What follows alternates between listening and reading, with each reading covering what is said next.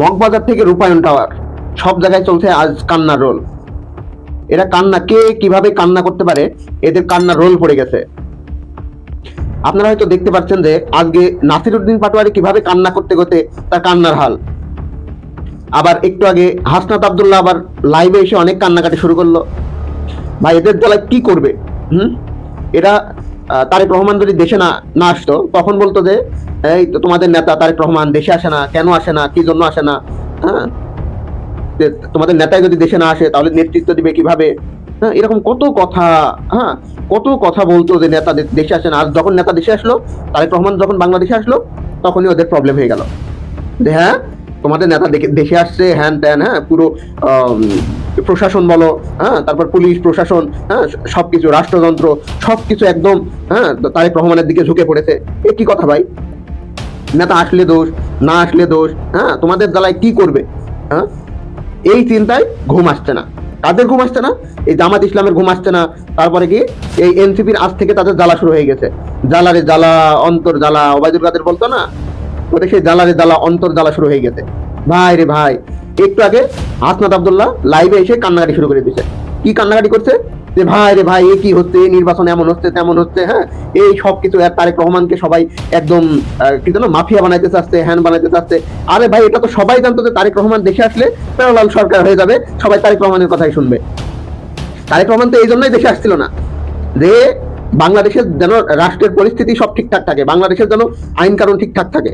আর এখন যেই তারেক রহমানের সাথে সবাই এই ব্যবসায়ী দেখা করছে, এ দেখা করছে, সে দেখা করছে, তারেক রহমানের যারা কট্টর সমালোচক ছিল, যারা বিএনপিকে একদম পছন্দ করতো না, 2 দিন আগেও এনসিপি জামাতের সাথে মিলে বাংলাদেশে বিপ্লবী সরকার গঠনের চেষ্টা করছিল, তারা পর্যন্ত তারেক রহমানের সাথে দেখা করতে গেছে। ভাই এটা বিএনপির দোষ? তারেক রহমান ফোন দিয়ে বলছে যে হ্যালো তোমরা আসো দেখা করি, ফোন দিয়ে বলছে? এগুলো ভাই বলা লাগে না, ঠিক আছে? জানে যে বাংলাদেশে আগামীর 10 থেকে 15 বছরে বাংলাদেশের একমাত্র নেতা আছে এখন তারেক রহমান। আপনি বলেন তারেক রহমান ছাড়া বাংলাদেশে সরকার চালানোর মতো এরকম বড় নেতা কে আছে? আপনারা বলেন, হ্যাঁ কে আছে? এই হাসান আব্দুল্লাহ, নাহিদ কাকু, নাকি না শফিক চাচু, কেডা কেডা? ভাই এরকম উত্তর আপনাদের হবে না। সবাই বুঝে গেছে, সবাই জেনে গেছে যে আগামী 10 থেকে 15 বছর তারেক রহমান ছাড়া বাংলাদেশকে ভালোভাবে নেতৃত্ব দেওয়ার মতো আর কেউ নাই। এটা তো আপনারা কেউ বুঝেন, কেউ বুঝেন না। আপনারা তো মানে যারা এই যে এনসিপির আছে, হ্যাঁ ওরা তো এখন এই গলা ফাড়ি করবে, আর শিবিরের ভাইটাই তো আছে, ওদের কাজই শুধু গলা ফাড়া, যে কোনো কথা নাই, শুধু গলা ফাড়াই যাবে, সে ভালো হোক মন্দ হোক যাই হোক। এখন আপনারা দেখছেন যে তারেক রহমান শিবিরের সাথে দেখা করছে, তারপরে জামাতের সাথে দেখা করছে, তারপর তারেক রহমান এই যে কয়েকদিন আগে যারা বিপ্লবী সরকার গঠন করতে চাইছিল, মানে বিপ্লবী সরকার গঠন করার জন্য যে প্রধান উপদেষ্টার যে নামও জারি হয়েছিল, যে কি যেন মাহমুদুর রহমান, আমার দেশ সম্পাদক, সে পর্যন্ত তারেক রহমানের সাথে দেখা করছে। তারপরে বড় বড় ব্যবসায়ী যারা শেখ হাসিনার পায়ে হুমড়ি খেয়ে পড়তো, হ্যাঁ তারা পর্যন্ত তারেক রহমানের সাথে দেখা করছে। আর তারেক রহমান সবার সাথে, আর যত আছে সিপিবি হোক, বাম সংগঠন হোক, যারা তারেক রহমানকে একদম পছন্দ করে না, আগে থেকে করতো না, তারা কেন আছে ভাই? কেন তারেক রহমানের সাথে দেখা করছে? কারণ তারা জানে যে বাংলাদেশে একমাত্র এখন বর্তমানে একমাত্র নেতা সেটা হলো তারেক রহমান। তারেক রহমান ছাড়া কোনো নেতা নাই। আর তারেক রহমান ছাড়া সামনে কোনো নেতাও এই আগামী 10 বছর 15 বছর আসবে না। অনেকেই বলছেন যে কি এনসিপি ক্ষমতায় যাবে, জামাত ক্ষমতায় যাবে। আরে ভাই জামাত এই আগে বিগত যে নির্বাচন হইলো, হ্যাঁ এই খালেদা জিয়ার হাত পায়ে ধরে, খালেদা জিয়ার দয়া করে 19টা সিট দিল। আর তার আগে তাদের ভোটের পার্সেন্টেজ কত? ওরে ভাই ভাই ভাই 2-3% ভোটের পার্সেন্ট কি একবার 60% চলে যাবে? ভাই পাগল না? সবাই যে এখন বলা বলি করছে যে কি জামাতের শফিকুর রহমান, হ্যাঁ এই ঢাকা 15 আসনে সে জিতে যাবে। আমি এটা বলতে পারি যে হ্যাঁ ভাই ও যা কাহিনী করছে, হ্যাঁ এই শফিক সাহেব যে ঢাকা 15 আসনে যে কাহিনী করছে, কয়েকদিন আগে আপনারা শোনেন নাই যে ঢাকা 15 আসনে নতুন করে প্রায় 50 থেকে 1 লক্ষ ভোটার বেড়ে গেছে। এর ভুতুড়ে ভাবে কিভাবে যে ভোটার বাড়লো কেউ বলতে পারলো না। যে অনেকে ধারণা করছে যে যারা জামাতের যেসব নেতাকর্মী যারা ঢাকা শহরে থাকে, বা ঢাকা শহরে ইবনে সিনা বা এই যে ওই জামাতের যেসব কোম্পানিতে চাকরি করে, ওদের সব নাগরিক সব এখানে ট্রান্সফার করেছে ওদের ভোটার। তো মানে নিজে জেতার জন্য যে বিগত 3বার যে জামানো ছাড়াই যে জিততে পারে না, সে একবারে প্রকাশ করে এসে প্রধানমন্ত্রী হওয়ার স্বপ্ন দেখছে। ভাই রে ভাই, স্বপ্ন দেখা ভালো ভাই, স্বপ্নের একটা মানে লিমিট থাকা উচিত, হ্যাঁ যে লিমিটটি থেকে তারপরে স্বপ্ন দেখা উচিত। আপনারা অনেকে বলতে পারেন যে কেন তারেক রহমান কেন এত সুশীলতা দেখাচ্ছে, কি সবার সাথে তার যে খারাপ চায় তার সাথে দেখা করতে, শিবিরের সাথে দেখা করতে। ভাই এটা মানে সবাই ভাবতে পারে কিনা জানি না, তবে আমার দেখা মতো অনেকেই হয়তো এটা চিন্তা ভাবনা করেছে যে কেন এই চাচ্ছে তারেক রহমান এইরকম একটা বাংলাদেশ গড়তে চায়, সেটা শুধু বাংলাদেশের জন্য না, সেটা পুরো পৃথিবীর মধ্যে বাংলাদেশের নাম যেন উজ্জ্বল হয়ে থাকতে পারে। তো পুরো পৃথিবীর সাথে আমরা যদি লড়াই করতে যাই বা অন্য দেশের সাথে যদি আমরা লড়াই করতে যাই, আমাদের নিজেদের দেশ ঠিক রাখতে হবে না? আমাদের নিজেদের যদি ঘরের ভিতরে থালা বাসনে যদি টুক টুক টুক টুক করে আওয়াজ থাকে, তাহলে অন্যদের আমরা কিভাবে পরাজিত করবো বা আমরা কিভাবে নিজেরা উপরে উঠবো? তারেক রহমান মনে হয় এটাই করতে চাচ্ছে যে আগে আমাদের নিজেদের সমস্যাটা আমরা সমাধান করব, যে আমাদের যার যার রাজনীতি সেই করবে, হ্যাঁ, কিন্তু আমরা জাতীয় স্বার্থে দেশের সাথে আমরা এক হব, কেউ কারোর সাথে ঠুকাঠুকি করব না, কোনো কিছু করব না, দেশের স্বার্থে আমরা মিলেমিশে সবকিছু করব, হ্যাঁ, বাংলাদেশকে যেন আরো উপরে আরো উন্নত জায়গায় নিয়ে যাওয়া যায়। এই বিগত হাসিনার আমলে ভারত আমাদের কি শিখাইছে? ভারত এই হাসিনার মাধ্যমে আমাদের শিখাইছে যে কিভাবে একটা দেশের ভিতরে একটা দল আর একটা দলের সাথে কিভাবে ঠুকাঠুকি করা যায়। হ্যাঁ, এরা কখনো ভালো কিছু আমাদের শিখাইছে? যে কিভাবে দেশ উন্নতি হবে, হ্যাঁ, দেশের ভালো কিছু হবে, দেশ ভালো কিছু করতে পারে ভবিষ্যতে, শিখাইছে কোনো কিছু?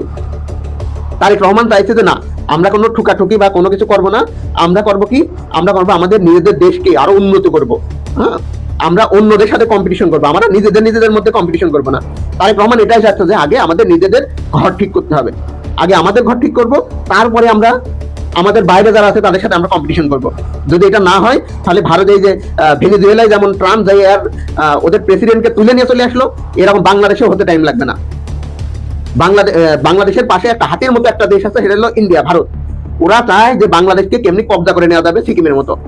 তো ওদের সাথে টিকে থাকতে হলে আমাদের তো কোনো কিছু করতে হবে, তাই না? তো আমরা নিজেদের মধ্যে যদি আমরা ঠুকাঠুকি করতে থাকি, তাহলে আমরা কিভাবে আমরা সামনে এগোতে পারবো?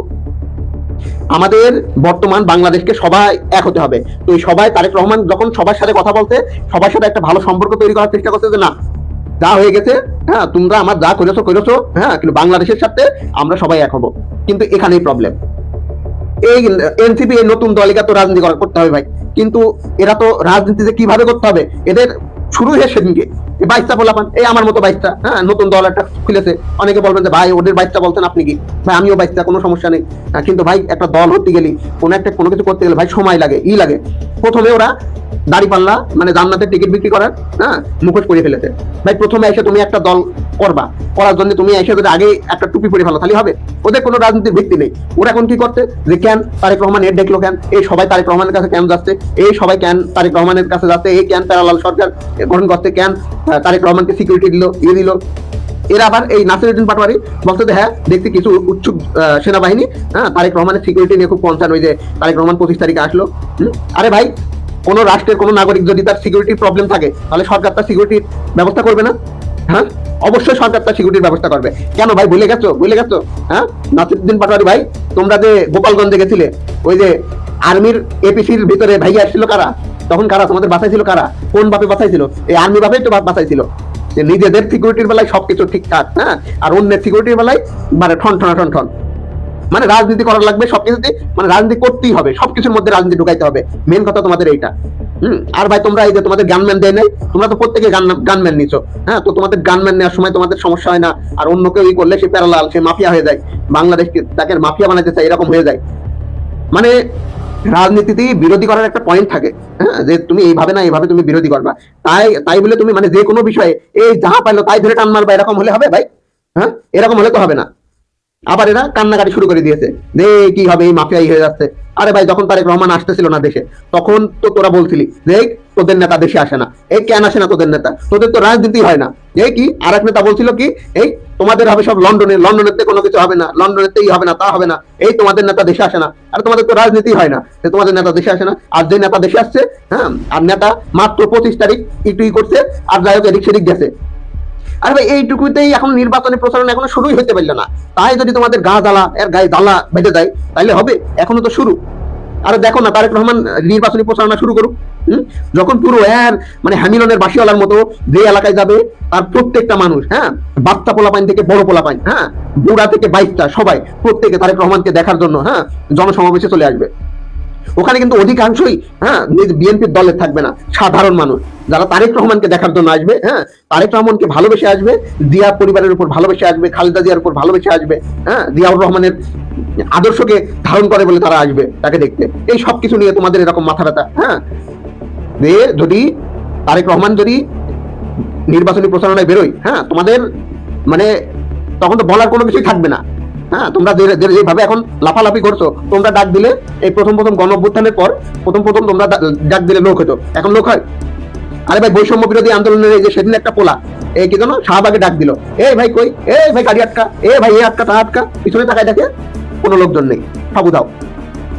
তোমাদের অবস্থা হবে এরকম ভাই। এখন লোকে কোনো কিছু কয়, আগে ওদের দুই একজন অ্যাক্টিভিস্ট বলতো যে মানে রিক্সাওয়ালা, প্রত্যেক রিক্সাওয়ালাকে ডেকে ডেকে বলতো যে ভাই আপনি কোন ইসে ভোট দেবেন, আপনি ধানে শিখে দেবেন নাকি আপনি দাড়ি পাল্লায় দেবেন না শাপলা গলিতে দেবেন। আগে যাই হোক টুকটাক, হ্যাঁ 10টায় দুটো বলতো যে না দাড়ি পাল্লায় দেবো, এখন ওই দুটো বলে না। এখন কি বলে শুনবেন, এখন বলে আরে ভাই হ্যাঁ ও সেদিন করে বাচ্চা হলো, ওর তো এখনো 40 বছর লাগবে। হ্যাঁ, ওরা যে দুর্নীতি করেছে যা করেছে, হ্যাঁ তাতে ওদের যা হবে, হ্যাঁ তারা ভবিষ্যতে টের পাবে। ওদের কোনো কিছু ঠিক আছে? হ্যাঁ, ওদের নেই রাজনীতি, নেই কোনো কিছু। হ্যাঁ, ওরা খালি সবকিছুর ভিতরে খালি বাহার ঢোকানোর জন্যই খালি এই উঠে পড়ে লাগে। আপনি কি মনে করেন যে এই এনসিপি বিএনপির সাথে আসেনি, বিএনপি বিরাট বড় ক্ষতি হয়ে গেছে? আরে ভাই, এনসিপি বিএনপির সাথে আসেনি, এতে বিএনপি সবচেয়ে বড় লাভ হয়েছে। কি লাভ হয়েছে? বিএনপি চোখ বুঝে ওই যে জামাত 30টা আসন দেয় নাই, বিএনপি চোখ বুঝে 25টা আসন পেয়ে দিতে গেছে অলরেডি। আপনি কি মনে করছেন ওই এনসিপি যারা নমিনেশন পেয়েছে ওরা কি একটা মানে জিতে আসার মতো? আরে ভাই, জিতে আসা তো বাদ দেন, হ্যাঁ জামানত ফিরে পাওয়ার মতো একটাও আছে? ভাই নির্বাচন আসুক দেখেন। আরে ভাই, জামাতের কয়টা যেতে আপনি তাই দেখেন। ভাই মনে করছে যে সব জায়গায় হ্যাঁ ওখানে বট বাহিনী আছে, ওদের প্রচুর বট বাহিনী আছে। ভাই বট বাহিনী দিয়ে সব জায়গায় হয় না। একবার মাঠে লাইভে দেখুক, একটা নির্বাচন করে দেখুক। হ্যাঁ, ফেসবুকের নির্বাচন, এই ফেসবুকে লাইক কমেন্ট শেয়ারের নির্বাচন আর সামনে সাধারণ মানুষের নির্বাচন, আকাশ পাতাল তফাৎ। ভাই আপনারাই বলেন, মানে যারা সাধারণ মানুষ, বাংলাদেশের যত জনসংখ্যা, ফেসবুক চালায় কয়জন? ভোটার তো যারা ফেসবুক চালাইতে পারে না, এরকম বেশিরভাগ মানুষই তো ভোটার। হ্যাঁ, তো তারা ভোট দেবে যেদিকে, সেদিকে তো ভোট বেশি পড়বে, তাই না? তো ওরা লাইক কমেন্ট দেখা যাচ্ছে যে না একজনের ইসি না 1 মিলিয়ন 2 মিলিয়ন, হ্যাঁ এই 7 লাখ, হ্যাঁ 8 লাখ এরকম লাইক কমেন্ট পড়তে পেলে ওরা জিতে যাবে? ভাই সব জায়গায় ডাকশো হবে না, ঠিক আছে? সব জায়গায় ডাকশো হবে না। এরা যা করছে, হ্যাঁ বাংলাদেশে যা করছে এই 1.5 বছরে, তা বাংলাদেশের মানুষ মনে রাখছে, আর বাংলাদেশের মানুষ সবকিছুই দেখছে। আবার কি এরা এই ঐক্যমত কমিশনে এরা এমন কাহিনী করেছে ভাই, আপনারা শুনলে অবাক। এরা এমন ভাবে আপনার উত্থাপন করেছে, হ্যাঁ যে প্রস্তাব উত্থাপন করেছে যে সকল প্রস্তাব যদি এই গণভোটে হ্যাঁ হয় বা তোমার এটা যদি মেনে নেয়, তাহলে তো মানে বিরোধী দল হওয়া নিয়ে পাল্লাপাল্লি বেড়ে যাবে। এখন আপনারা বলবেন যে কি জন্য বিরোধী দল হওয়া নিয়ে পাল্লাপাল্লি বেড়ে যাবে? ভাই এরা সবকিছুতে বলছে যে না, যে বিরোধী দল সরকারি দলের থেকে বিরোধী দলের পাওয়ার বেশি থাকবে, বা সব জায়গায় পাওয়ার বেশি থাকবে। ভাই এটা কোনো কথা? তাহলে মানুষ নির্বাচন করে খালি দিতে আসবে কি জন্য?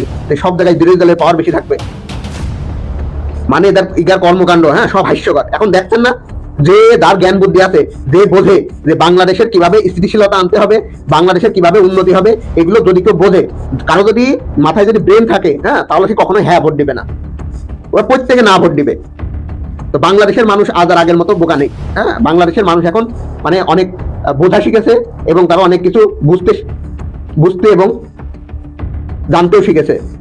বাংলাদেশের মানুষকে এখন এই ব কলম ভাবলে আর হবে না, বুঝতে ভাই? আপনারা চিন্তা ভাবনা করে দেখেন যে ভবিষ্যতে বাংলাদেশ কেমন হবে, উন্নত হবে না একে অপরকে এই খালি ঠুকাঠুকি চলবে? যাই হোক, আবার পরবর্তী লাইভে কখনো দেখা হবে। ধন্যবাদ সবাই। ফেসবুকে যারা দেখছেন তারা পেজটি ফলো দিবেন, আর ইউটিউবে যারা দেখছেন তারা চ্যানেলটি সাবস্ক্রাইব করে আমাদের পাশে থাকবেন। ধন্যবাদ সবাইকে।